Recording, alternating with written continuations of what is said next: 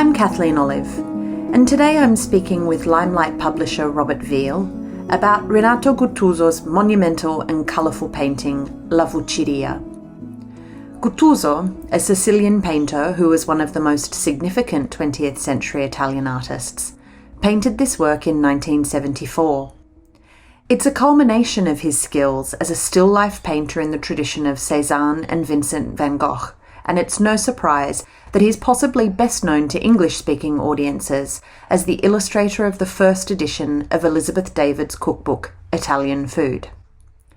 In La Vucciria, the longer we look, the more we go beyond the abundance and sensuous pleasures of a Palermo marketplace and begin to understand more about the Sicily of Guttuso's lifetime.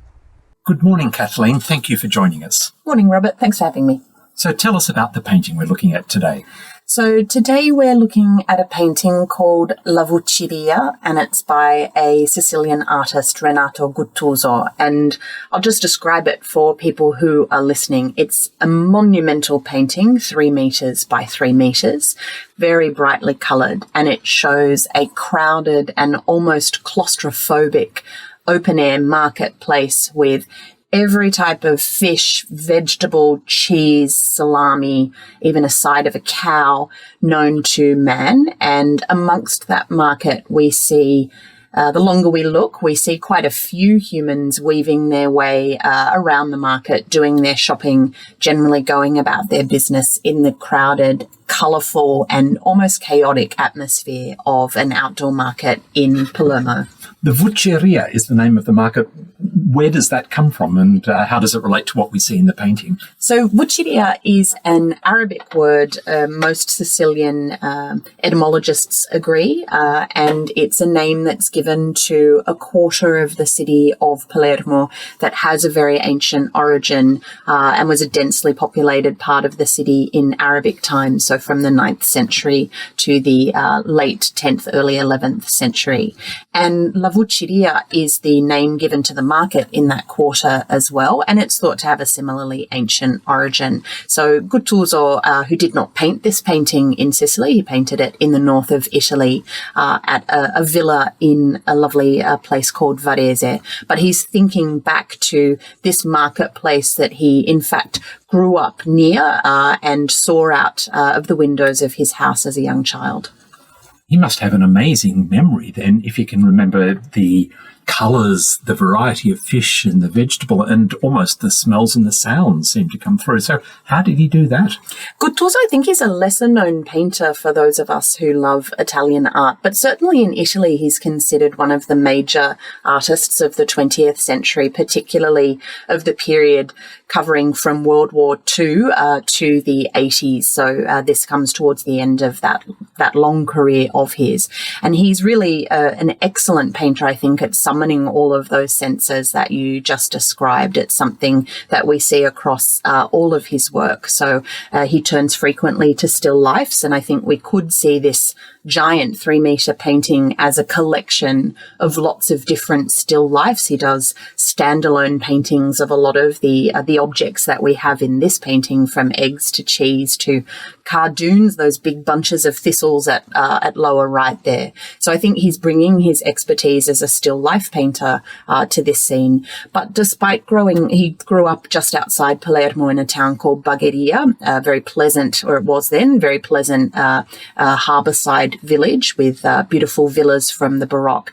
But he then moved to Palermo, where he grew up right alongside this market. As I said, he was familiar with it every day of his life. And then despite spending the majority of his adult life actually in Milan and Rome, there's clearly a great nostalgia on his part for Palermo, for Sicily, and it's a topic he turns to again and again in his work. So I think he's calling on all of the powers of memory here as well. So would an Italian person looking at this painting, or a Sicilian person, see this as typically Sicilian? I mean, would they see this as being different from other painting in Italy? And is it specifically just Sicilian, or is it specifically Palermitan?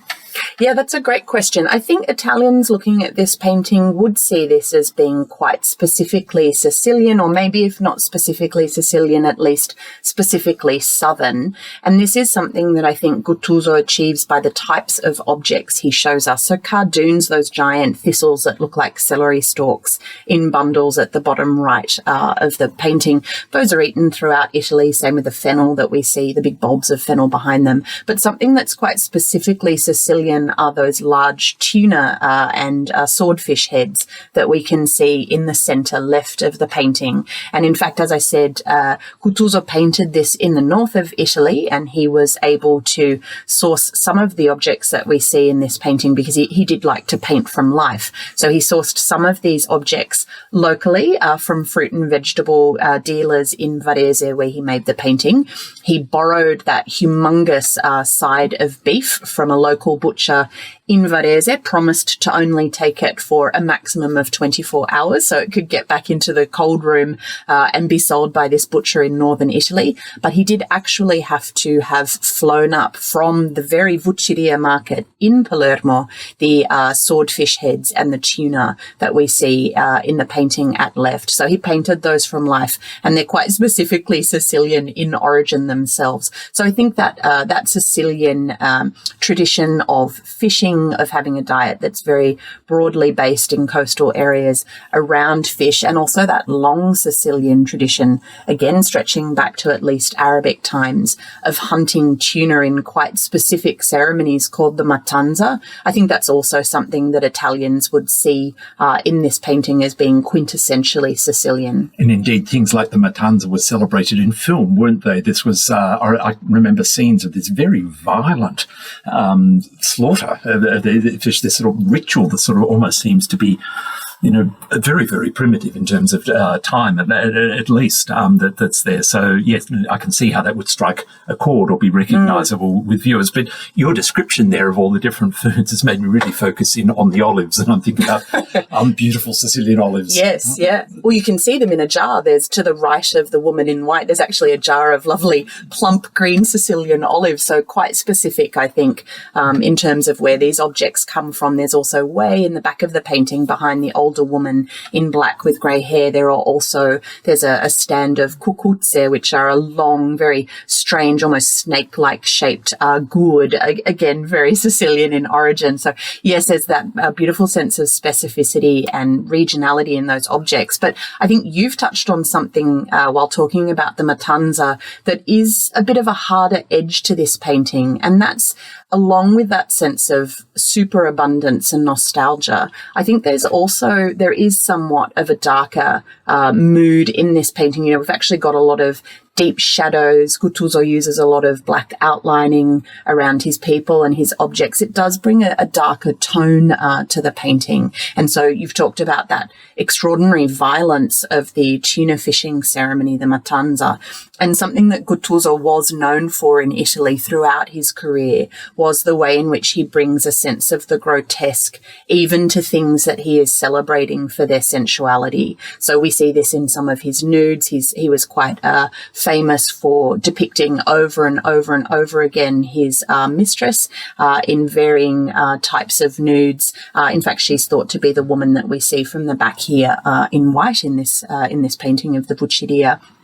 And there's also, I think, almost a sense of the grotesque here in that overabundance, the claustrophobia of the people trying to squeeze their way through these stalls that are just heaving and groaning with all of the abundance of Sicily. And I think something that Guttuso as a Sicilian was very aware of, and as a politician, in fact, fought against for a lot of his political career. He was a very actively engaged communist for a lot of his life, was, of course, the political corruption and graft that was a general feature of life in Sicily in his own time. He was growing up in the post-war period. He was growing up in an Italy where Sicily was being transformed by the growing strength of the mafia. So I think that harder edge in his work, that sense of the grotesque, is a really interesting, again, perhaps Sicilian thing that underpins his work, a sense of decay behind the abundance. So Sicily is is known as being one of the less wealthy parts of Italy, certainly compared to the north. So is Guttuso making a political comment here with the obvious abundance that we see here, that people should be able to live well and eat well in Sicily, yet they don't? That's a really interesting comment. That interaction, I think, with, on the one hand, a natural abundance and proliferation, and on the other hand, a kind of a political poverty. It's something that he returned to a lot in his works. He was obsessed with painting a particular straw chair over and over, and it has real overtones of the work of Van Gogh, who was one of his heroes, along with Cézanne, in terms of the mastery of still life. And also he was very good friends with Picasso. They shared political ideals, and they were also similarly interested in transforming painting in their lifetimes. So I think, yes, that idea of simplicity and a kind of abundance of the natural world around us that we get in the still life, but at the same time a type of a forced poverty. It's a really interesting idea. You know, even his nudes of women, for example, the women have these extraordinary, luscious, sensuous bodies, but the soles of their feet, for example, will be a little dirty. You know, they've been walking around barefoot. So there's always that darker edge to a lot of his work, which is quite interesting and was also a real factor in his personal biography as well. And that gritty realism reminds me a little bit of Caravaggio and the way that he revolutionised religious art. Yeah, that's a great comparison. And I think similarly, as Westerners, we're quite familiar with Caravaggio's work and a little obsessed with the wonderful dynamic detail of his personal biography. And Guttuso is perhaps lesser known to us as non-Italians, but in Italy there was a real fascination with this painter's personal biography in the same way as we see today in the Western English-speaking world with Caravaggio's biography as well. So Guttuso came to prominence during World War II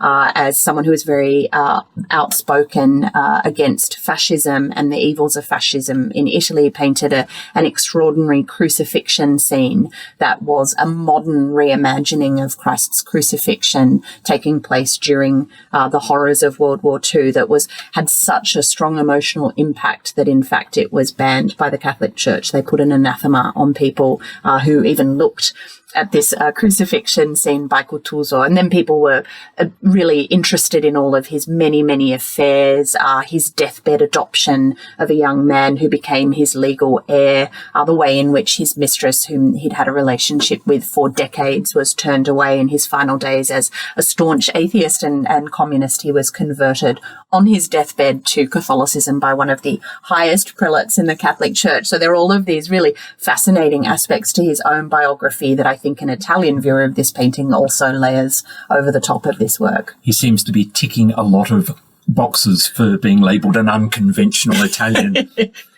Yes, and I think unsurprisingly, in fact, someone who's written in English about Guttuso's work and has also written in English about Caravaggio's work and the way in which the biographies of those artists might be able to be read in their paintings as well is, of course, Peter Robb. And one of the greatest investigations of this painting is in Peter Robb's book, Midnight in Sicily, which, despite being a little dated, is still, I think, one of the best investigations of both that superabundance of life on the island of Sicily, but also some of the darker edge that underpins it. Wonderful, Kathleen. Where would you need to go to see this painting? I've not seen it in a gallery, so where is it hung? This is a travelling masterpiece in many ways. So to see this painting, you would have to go to the University of Palermo, a particular 15th century wonderful Catalan Gothic building in the centre of Palermo called the Palazzo Steri Chiaramonti. And this is a proud centrepiece in that building. It hangs in that sense of its dark history. It hangs, in fact, in the room in which the Inquisition met and interrogated religious suspects in Sicily in the 16th century. So even the room in which it hangs reminds us a little bit of that dark history of the island of Sicily. But yes, at a staggering 3 metres by 3 metres, this is a more than life-size experience of visiting the Vucciria market. And I'd highly recommend it to people who are in Palermo, popping into the university, which is open to the public. You can just pop in when the university is open and have a look at this stunning and overwhelming, I think, masterpiece. Thank you so much, Kathleen, for bringing the Vucciria painting by Renato Guttuso to life for us today. Thanks, Robert. It's a pleasure. You've been listening to Limelight Arts Travel's podcast, A Closer Look. It was recorded on the lands of the Gadigal people of the Eora Nation, and we acknowledge and pay our respects to the traditional custodians of this land and their elders past and present.